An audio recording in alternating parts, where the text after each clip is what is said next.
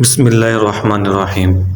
تو پہلے سبق میں ہم نے سیکھا ضمیر منفصل کسے کہتے ہیں، تو ضمیر منفصل سیکھی اور وہ بھی صرف میل کی ضمیر منفصل، ابھی فیمیل باقی ہے۔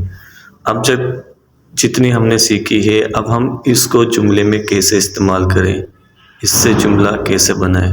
تو چلیے اب جملہ بنانا سیکھتے ہیں۔ تو سب سے پہلے ہم پہلی ضمیر اٹھائیں گے ہوا۔ اب دوسرا ہم اسم ظاہر اٹھائیں گے، اسم یعنی جو کسی نہ کسی کا نام ہو، کسی چیز کا نام ہو، کسی جگہ کا نام ہو یا کسی انسان کا نام ہو، اس کو اٹھائیں گے۔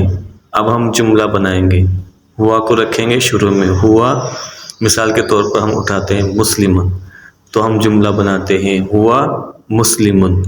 یہ جو دوسرا جملہ ہوگا اس کو آخر میں ہم تنوین دیں گے، الف لام نہیں لگائیں گے، تنوین دیں گے، ٹھیک ہے۔ ہوا مسلمن، اس کا معنی بنے گا وہ مسلمان ہے۔ اب ہم دوسری ضمیر اٹھائیں گے ہما۔ اب ہم کیا کریں گے، اس اسم ظاہر میں کیا تبدیلی کریں گے، اس کے آخر میں الف اور نون زائد کر دیں گے۔ ہم پڑھیں گے ہما مسلمانی، اب اس کا معنی بنے گا وہ دونوں مسلمان ہیں۔ اب ہم تیسری ضمیر اٹھائیں گے، وہ کیا ہے ہم۔ اب ہم اسم ظاہر میں کیا تبدیلی کریں گے، اس کے آخر میں ہم نے پہلے الف اور نون زائد کیا تھا، اس کو ختم کر کے واو اور نون زائد کر دیں گے۔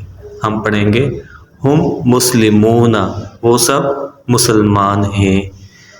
تو یہاں تک آپ ایک بات سمجھ گئے ہیں کہ اگر ایک ضمیر ہو یعنی واحد کی ہو تو صرف مسلمون یعنی آخر میں تنوین آئے گی۔ اگر دو کی ضمیر ہو یعنی تثنیہ کی ضمیر ہو تو پھر آخر میں الف اور نون زائد کریں گے مسلمان ہیں۔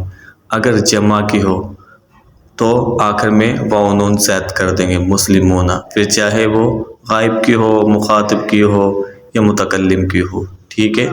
تو اسی طرح اب ہم انتا اٹھائیں گے، انتا مسلمون، آپ مسلمان ہو۔ انتما مسلمان، تم دونوں مسلمان ہو۔ انتم مسلمون، تم سب مسلمان ہو۔ انا مسلمون، میں مسلمان ہوں، انا کیونکہ واحد ہے اس وجہ سے مسلمون، انا مسلمون، میں مسلمان ہوں۔ نحن مسلمون، نحن کیونکہ جمع ہے تو مسلمون واو نون کے ساتھ لے کر آئیں گے، نحن مسلمون، ہم سب مسلمان ہیں۔ تو دیکھو صرف ضمیر منفصل سیکھی ہم نے، کئی جملے بولنا اور بنانا سیکھ گئے۔